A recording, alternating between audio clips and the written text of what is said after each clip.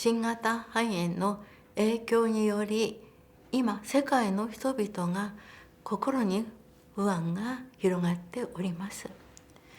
教園では亡くなられました人々の中心エコー、罹患された方々の闘病併誘、感染を止めるべく医療や衛生の最前線で努力する皆様の身体守護、あらゆる人々の安穏と事態の沈静化を指針に記念し続けております。まずは今できることを取り組むことが一如です。私も真剣に祈っております。この自分たちもまた全世界で苦しみに遭う方々に寄り添い、苦難の沈静化へ善なる祈りを捧げていきましょう。私の心はいつも皆様と共にあります。ナムシンヨ。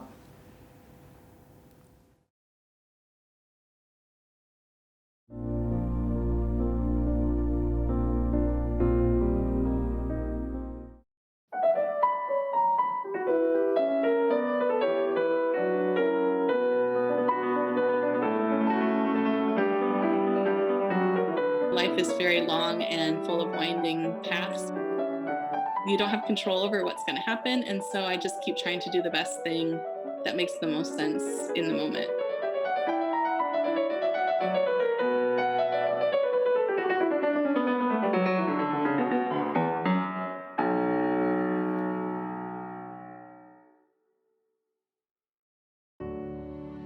Indy was born in 2015, and it was our first child.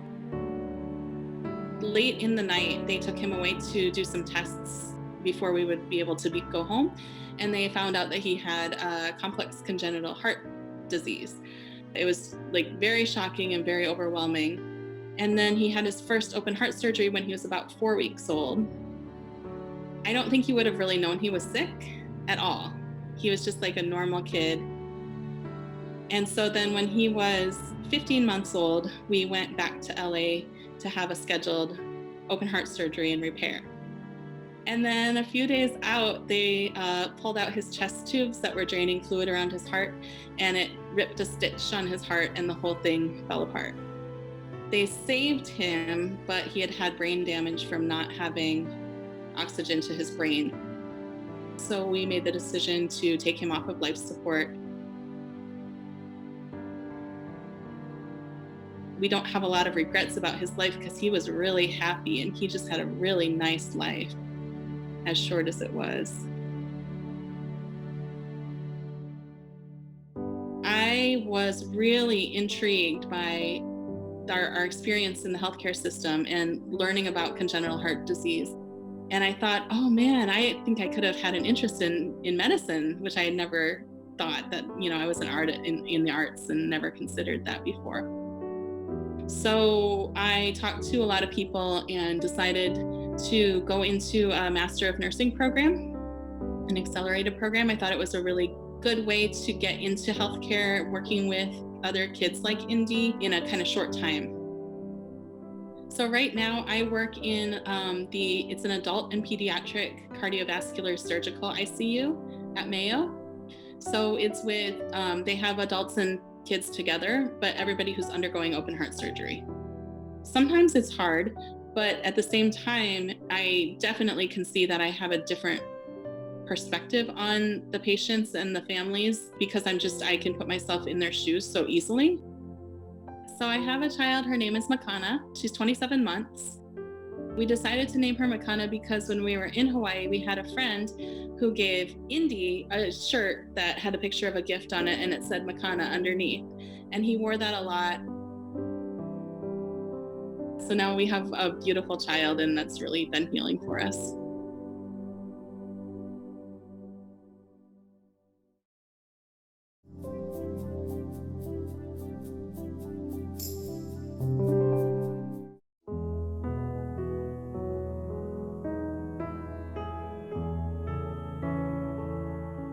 I grew up in Wahiawa, Hawaii, in my Hanabata days, as you would say. And then I went to high school at HawaiʻI High School and went to the University of Hawaii at Manoa program. You know, I joined in 1986. I was a private, went to basic training. My father is a Vietnam veteran, and both his brothers also served, one in the Air Force, one in the Army, and all my great uncles from Maui all served either in the Pacific or in Europe during World War II. You know, our military family has become part of this ohana. I mean, really, if you look at this community and our legacy of service here in Hawaii, we have a long legacy. We talk about this place being a melting pot like the rest of the United States, but really a good friend of mine said it's actually like beef stew, because each part of Hawaii, just like a bento, has a special piece and place. And we come together and form this delicious combination. And I love to share that with my brothers and sisters in arms who come here, and they embrace it entirely. During Operation Iraqi Freedom 3, I ran the Joint Intelligence Center in Balad. You know, our first casualty from the 29th Infantry Brigade was Sergeant Jason Cariaga, and I think about him, not even 21 years old. I remember having a conversation with him before he took on the task of belonging to a human intelligence collection cell. And I said, "You're okay with doing this job?" And he said, "Absolutely," with a smile on his face, willing to do it even though he knew the risks. So unfortunately, you know, he is not here on Earth as a result of an IED. I often think about him during this Memorial Day, as so does all of his other band of brothers and sisters. It really is a time of reflection, a time to remember and to connect, to build gratitude for those who have sacrificed. Something that we can never give back, and we can never thank their parents and family members more. Freedom, equality, democracy, something, you know, a country that's based on ideals and not on ethnicity. It reminds me, and it's because of the people who've come before us and who've, again, sacrificed, that gives people like me an opportunity to be standing where I am. I just really appreciate your aloha and caring about our military and remembering those who have fallen.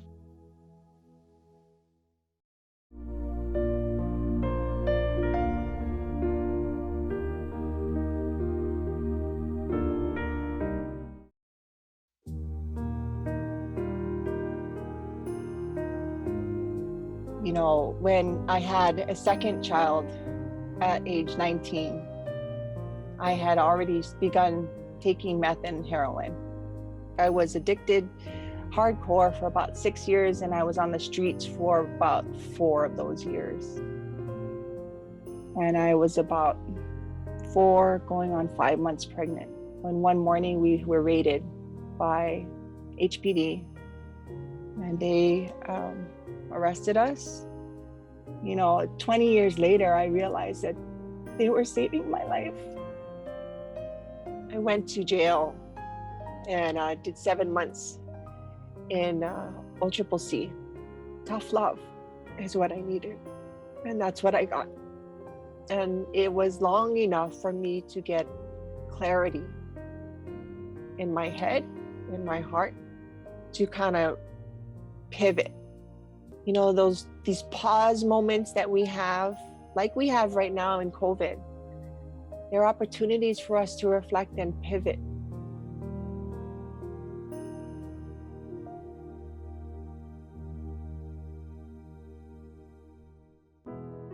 My family is incredible. My mother is a workhorse. She went through major battles to adopt. She adopted my children, the 2 older ones. That's how we have them today. To know that my children are doing the best they can right now. And I think they practice acceptance in every day and working through their relationship with me. My daughter and I talk almost daily. I don't know how I was able to pull that off. I have 4 felonies. Working at HCF, I had a family. I learned to have friendships that were healthy, people who would lift me up. The most important piece of this is the community accepting me, is acceptance. When I worked at Hawaii Meth Project, I started sharing my story, I would first ask my family. And the agreement I had was that anything I shared in public, I would make sure that they knew. No surprises, it's our story. And they have accepted me. And I tell you, some of the things that come up have been really hard. That's a part of acceptance, is going through the hard stuff. And, and if we really want to be our best, true, authentic selves in this world and practice peace and aloha, we really need to go through that process of forgiveness in ourselves and others. I advocate for the people who feel that they have no voice. I advocate for those who are suffering in silence. I have people that reach out to me and they're asking me for help with their loved one who's suicidal, who is addicted, who maybe they're hurting. I'm not a counselor. What I am equipped to do is I am equipped to listen and guide them to the right place. And ultimately, I call myself a connector. I'm a connector. I always have felt that there's a purpose for me. Like, how did I go through this and come out the other side with one piece, I have found acceptance over and over again. And that is my kuleana, to pay it forward to others.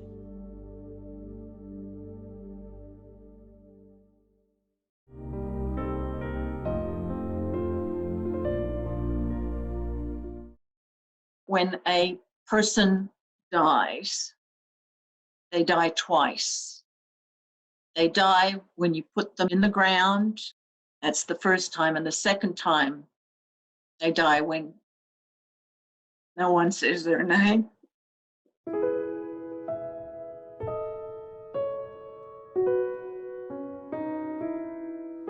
And I think 2001 affected all of us. Toby, he went to a recruit, he called us up and he said, Dad, I want to join. I think I'm going to the military. And Jim says, well, I hope you went to the Air Force or the Navy. And he said, no, I've already signed up with the Army. I want to go Special Forces. It blew me away in the sense, but also it's like, oh, well, if he goes through training, by the time he's done with training, this will all be over. And when he was deployed in 2006, then it was like, oh, this is getting serious. And the unit he was in went to areas in Iraq that were scary areas. When he came to visit us in 2006 for his R&R, and even though he and his dad in the front of the car as we were driving places, were their normal giggly selves, there was this undercurrent of seriousness that he's going to go back. He's going to go back. And when we say, well, goodbye, we knew it may very well be goodbye. We returned back to Iraq on the 7th of December, turned 28 on the 17th of January, and was killed on the 20th. On the 20th of January, when that knock came on the door, being who I am, I immediately knew there were four young men that were killed during that IED blast that killed Toby. And I thought about the other mothers, thinking, well, I know the military. I know what the resources are and who's there to back me up and support me in these days, weeks, months, years ahead. But those three mothers, they only may know their military through their sons. And how will they know where to get support?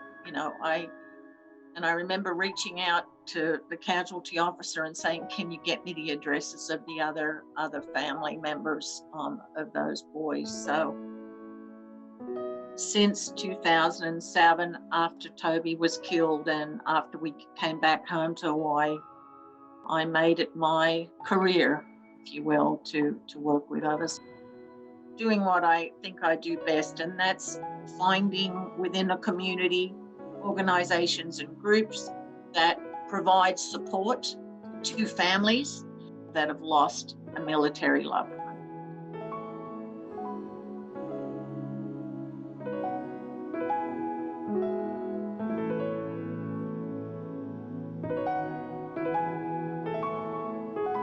People say, well, you know, you're giving, you're working with families, but you know, how about you? But for me, I was always getting as much as I gave. Being able to talk to another mother, to talk to a widow or a father, I in turn received support.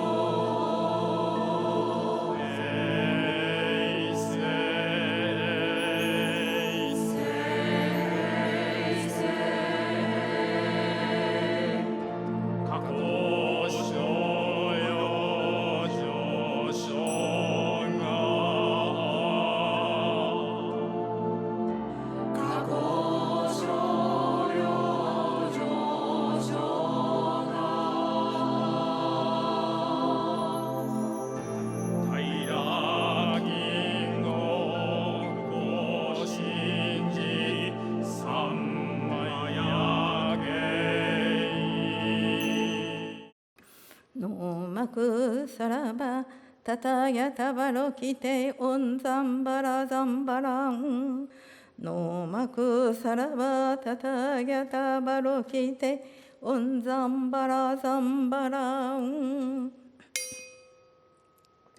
のまくそろはやたたやたやたやたおんそろそろはらそろはらそわかのまくそろはやたたやたやたやたおんそろそろはらそろはらそわかのえんぜしはこきんこしゅたらかちちし最小公社一世諸魔不の今ここにハワイ討論流しエコホエにありて新型肺炎感染犠牲者はじめ園内各部の天区長合わせて一切万礼を少女の聖壇に印象し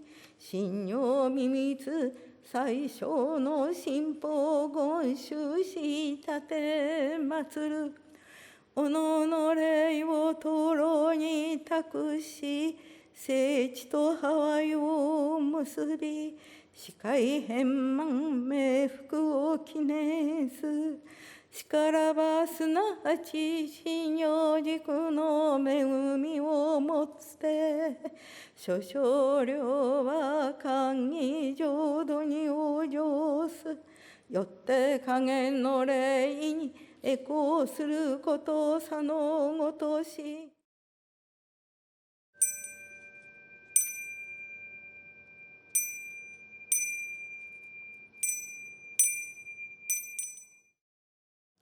Shinnyoを魂に刻むことで勇気は生まれ知恵と慈悲にそれぞれの良き個性は輝く塾のご霊樹の幕さまであさらなせんだまかろしゃなや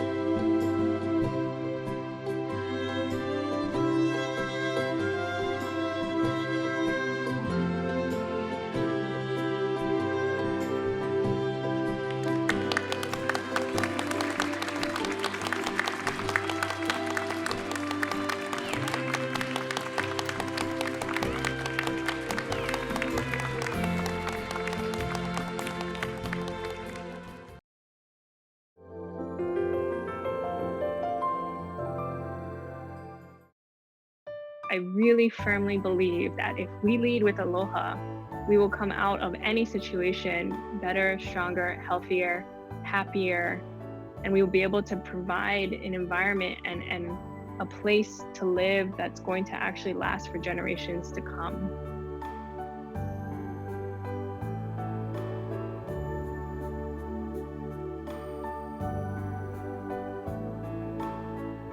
Like many of my peers, I thought I was going to be going into kind of the banking route. And then quickly, we sort of saw this unraveling worldwide, but especially in an epicenter like New York City. A dear friend of mine who was in business school, he came across the article for Furlough Fridays. The arts were cut. Programs that really helped to enrich a child's whole being were being wiped out. It really kind of struck me to my core. And so being that I was in audio post-production for TV and film, I thought, well, what would happen if we took some of this technology and we applied it to music education? And I thought, well, what if we teach kids in Thailand a piece of music and we teach kids in Honolulu a piece of music, and we can connect them together? And who knows, maybe they can sing together, perform for each other. Because I felt like we were just missing that connection of people. You know, I think it's something that's been a part of my life ever since I was a child. It's something that I inherited from my parents and my parents' parents. They have always been in service. I think that's probably the best way to describe my engagement with community. It's always in service. We really do our best work when we're working with each other and when we're actually supporting one another.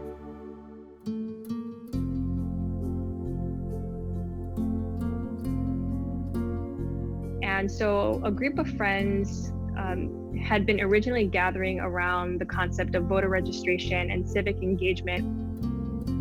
Well, then COVID happened, and our group had to pivot from focusing specifically on planning different get out the vote, rock the vote types of events to taking a real cold, hard look at, are we prepared as a people? Once we realized that the coronavirus was going to have this really incredible global impact, we decided to make it possible for people who otherwise wouldn't even have some sort of covering or mask or cloth to make it free to the public. And so we thought, well, let's just step up and let's fill the gap by providing these 2 million masks for free. People just pitched in to help us figure out, okay, where can you get these masks? How can you get them? And in the last maybe month or so, we've been able to create our own statewide distribution networks with friends and community partners and people who just care to get these masks out to the state. Hands down, this whole entire volunteer initiative was riding on the wings of aloha. I think aloha is, of course, how do we lead with love, and not necessarily just romantic love, but kind of like this sense of love and compassion for each other as human beings first. Aloha comes in many shapes, forms, seen and unseen. In this pandemic, I see more people walking on the streets. I see more people, literally, because most times you have a mask on, looking each other in the eye, acknowledging each other. I see people having much more courtesy. I see people who may not have even considered supporting a small farmer CSA. Now they are picking up every week from different local farmers. And I love the fact that we are really paying closer attention to how every action we make has an impact on ourselves as well as others. And I'm encouraged by that. Through these moments, I think what we're finding is this return back to clarity around what's really important.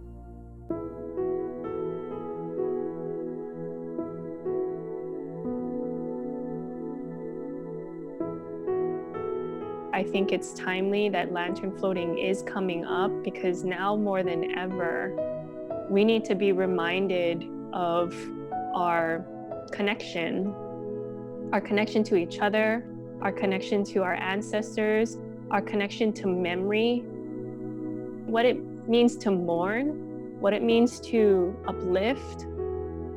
How powerful is that? And how necessary is something like that in these times? The whole organization have always embodied aloha and have always embodied what I believe is really what's going to carry us through any situation. I'm just so grateful to watch you folks impact so many lives and so many people here as well as abroad.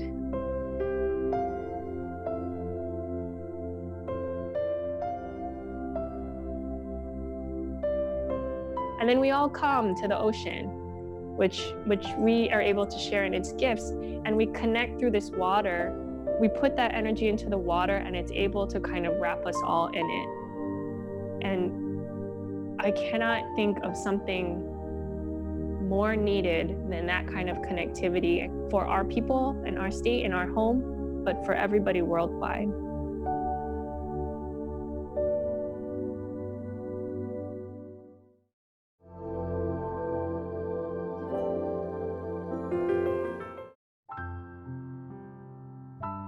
Hundreds of years ago, when we as a community would come together and collaborate, that was hana.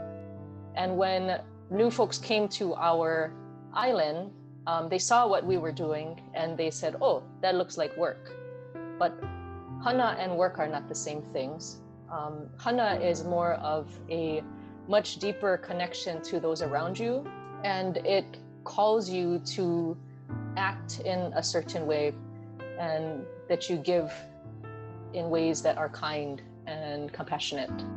But it asks that you give much deeper from your soul, I guess.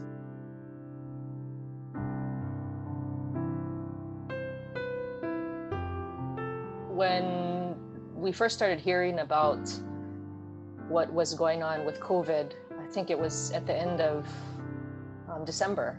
And in January, I started seeing that it was getting really bad in China. And already in my mind, I started thinking, this is not going to be good for us. Yeah, and I think there were a lot of nights initially that I had a hard time sleeping, that I noticed there was a lot of fear for me. I was really anxious and fearful. And I feel like I went through all the stages of grief, you know, like anger, sadness, resentment, all of those things for a few weeks, and really did not want to think about putting myself in there to treat patients that might be ill with COVID. And then I just sat one day and I meditated and thought, there's no point in me running away from this. Let's just sit and see what's here. And something weird shifted as I did that. And I just started to list everything that I was grateful for. All the people, all the friends, all the experiences. And I just thought, I've lived such a rich and meaningful life already, that to turn my back at a time when people really need me, that is not my hana. That's not my kuleana. And actually, it shifted me to, rather than running away, to run towards the patients that might be sick. And to give them as much as I could in terms of kindness and compassion. But for me, it was really a matter of, I don't want patients that are sick with this illness to feel like they're outcast, or that they don't matter, or that they're not valued. And part of what I think I can bring to this situation is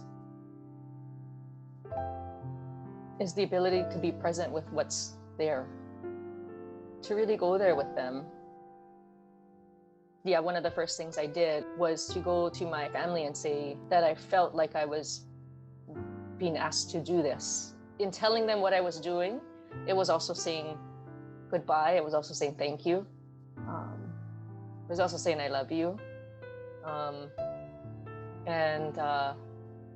Yeah, there were many times that I thought I might not see my parents again. I might not see my siblings again.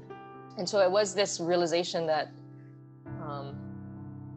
it could get real very soon. And still there was this, like almost like a peace and just this calm that whatever happens,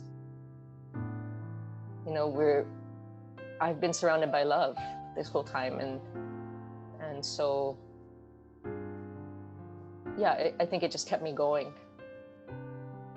Really realized that my hana is not necessarily to fix medical issues or fix situations, but it's trying to find ways to bring healing. You know, I hope I helped them to feel that I'm just another human, not necessarily a doctor, but a human and a friend that's going to spend time with you and care for you, and that's going to walk alongside you in this journey, wherever it takes us.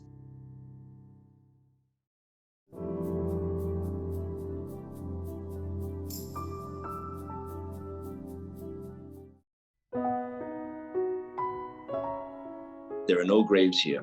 When you look out into the fields where you have laid your loved ones to rest, look merrily upon them, and you shall see yourself and your children dancing.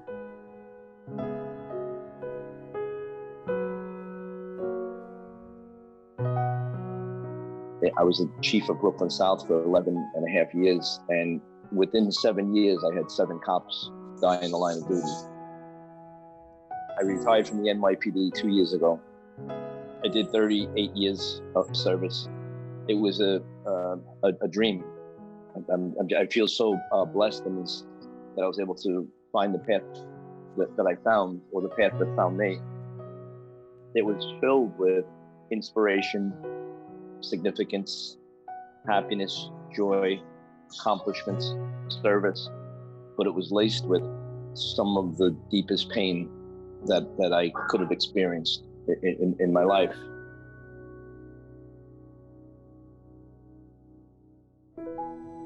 And I went last May, and it was one of the most beautiful events of my life. I probably had a pretty good idea what to expect. You know, I read up on it, I looked at a few videos. I knew what it was about, but I had no idea of the emotional impact it would have on me. I purposely didn't put a lot of planning into what I was going to write. I thought some things are best not planned and are best to do when you're in the moment. You know, one message was about my nephew Michael, who died in the line of duty. He was a firefighter, and who died on September 11th. And you know, I just wrote something about his impact, will forever impact on me, and the gift that he's given through the pain of his loss. And a number of people sent me messages of people they'd like me to remember. So I write that, and that just, like, writing those things, it just grounded me emotionally even more. And then came time to go out.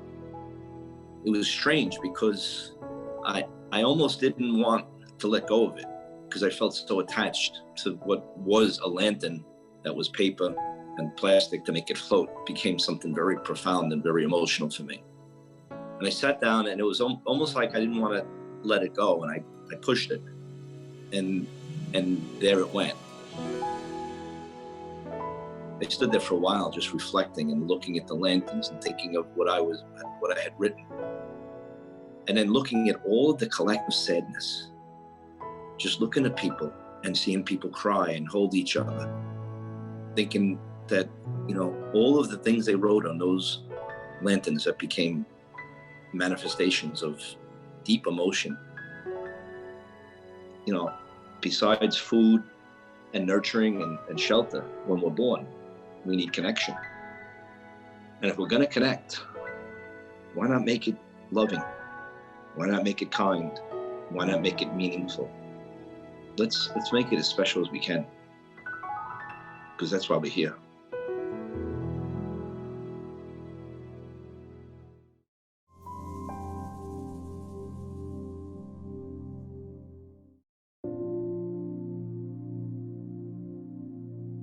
So much of the influence on my life comes from my family and familial relationships. If you think about my parents, and if people know my parents, and they would understand the kind of influence that they had on me. My father had so many relationships with very diverse groups of people: spiritual leaders, political leaders, business leaders, community leaders, janitors, teachers, police officers. It didn't matter. He was a friend to all. And because of that, I think that I developed a appreciation to observe people, and to recognize just the significance of people. The first lantern floating celebration I ever attended was 2014. And it was because of a group of folks that we were asked to mentor from the National Guard. There was something spectacular about having 50,000 people on the beach being so very kind and generous, gracious, patient, compassionate with each other. We're all there in a very somber moment to honor, to remember, and to be grateful for someone's life, right? And or maybe to find some resolution on a relationship that is now fractured. I mean, that's severed as far as distance.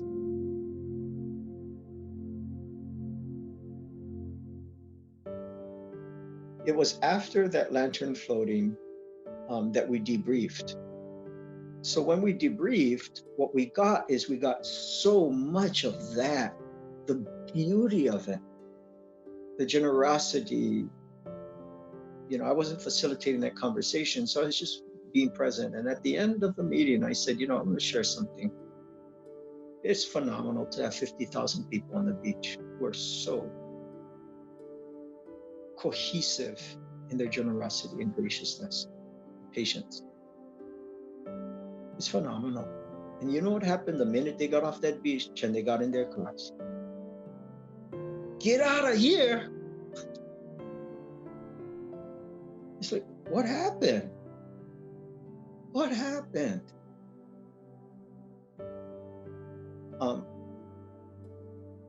And what I believe is that we think that the mission is completed now, and now we can go off and do our lives.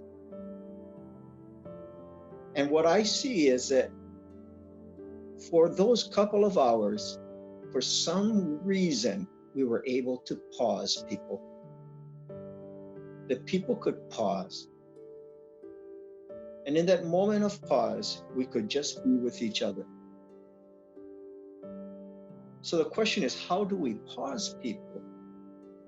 And I believe that how we pause people is through our own disciplines and how we live our life with a disciplined life, and we're willing to share that discipline with others.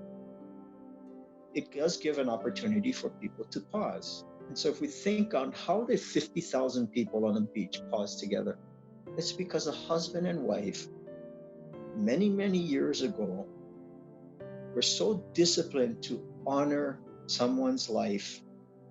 I don't know if it was an individual or a group of people, but they became so disciplined in how they would honor someone's life and the significance that it spread because they were sharing this discipline with other people. Now it's throughout the world, and every year 50,000 people come in tune with that discipline. My concerns, my fears, my hopes, they're all tied up together. Is that we've lost so many lives in a very short period of time. And it's just not only the lives, it's the trauma. You know, that the entire economy is shut down. But we were willing to shut it down throughout the whole world to hopefully save lives. So there was this congruency for the majority of people, I think, that they were willing to make a sacrifice, they're willing to share to save a life. At some point, that's going to change. We have to get back to being able to be employed, to pay our bills, to go to work, to have our schools open again. Kids will be back on the soccer fields, and parents will be rushing from Kapiolani Park out to Kapolei, up to Mililani, maybe in the same weekend. My hope is, can we just pause a little bit longer? Can we just hold on and just savor this moment that we had everybody in the same place? Not physically,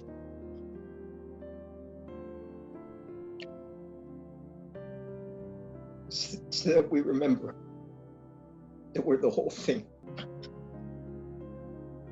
We're not the people who are just sprinting.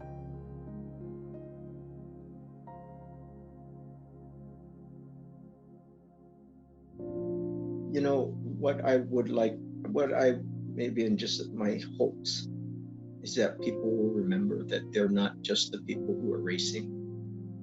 They're also the people who are making phone calls to people they hadn't made calls for a long time. They were thinking about other people because they had time to think about other people. Can we, because we choose to, remember so that we can have a relational society, so we can savor the moments of people, being with people?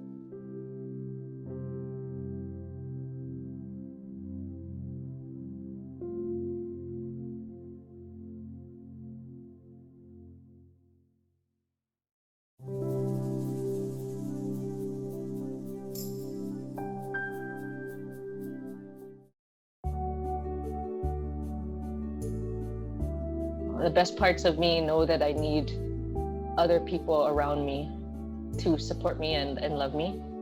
And I in turn do that for those I come in contact with.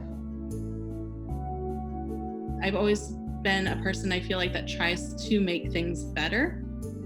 And that has been the same in the piano world or now in the nursing world. I really look to stand up to anything or anyone that is harming others. And the best of me is to be a protector and a guardian. I care deeply about people, and when I embrace someone, a friend, a neighbor, I do it wholly. And I think that's what people know about me or remember about me. The best of me is giving. We're here to make other people's lives easier. We're here to love, we're here to give, and kindness is part of that.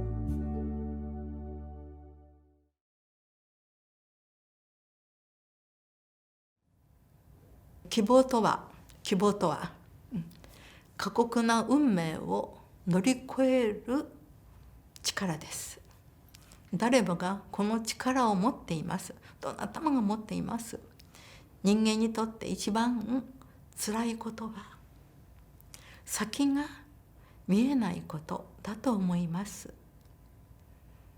どこまで行ったら打開できるのか、展望が見えない時もあるでしょう。でも必ずブレイクスルー、その次のことがあります。それを信じてほしいのです。見えないウイルスと取り組みの中で、私たちの見えない絆が見えたこともああると思うのです。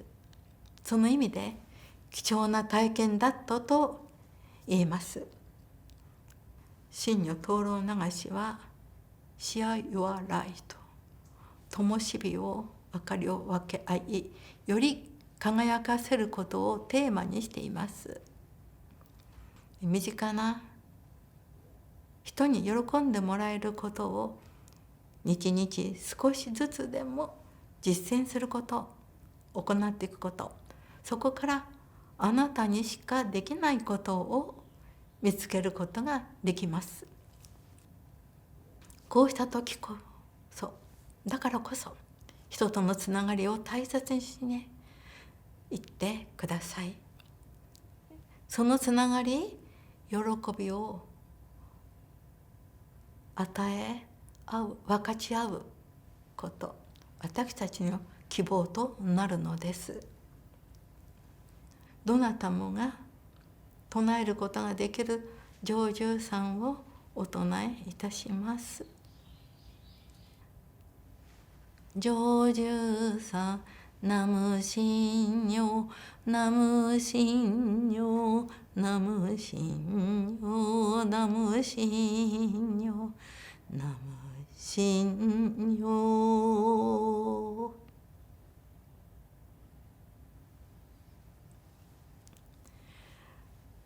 もし皆様が不安や恐怖に襲われる、そうしたことがありましたならば、この南無真如の成就さをぜひ覚えて、とても短いですからお唱えしていってください。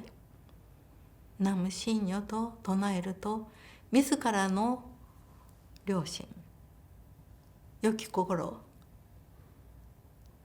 長所を自覚することができます。人生を意義あるものにする、それぞれの良き可能性が輝き出します。希望から希望へと困難を乗り越える勇気が生まれてきます。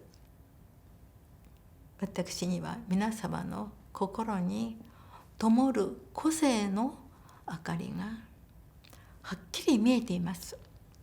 美しいです。だからお約束しましょう。